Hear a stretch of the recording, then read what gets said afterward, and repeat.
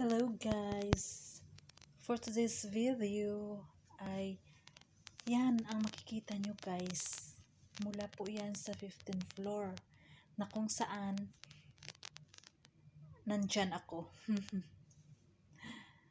Kita nyo, ang ganda ng tanawin. Ang daming sasakyan at dyan sa dulo. Kuminsan may dumadaan dyan na train.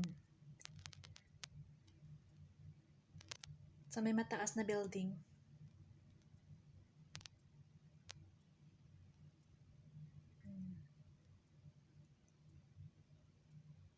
Kanina mayroong dumaan dyan ngayon mamaya hintay-hintay tayo mga tag 5 minutes or 10 minutes. Dadaan na naman yan sila.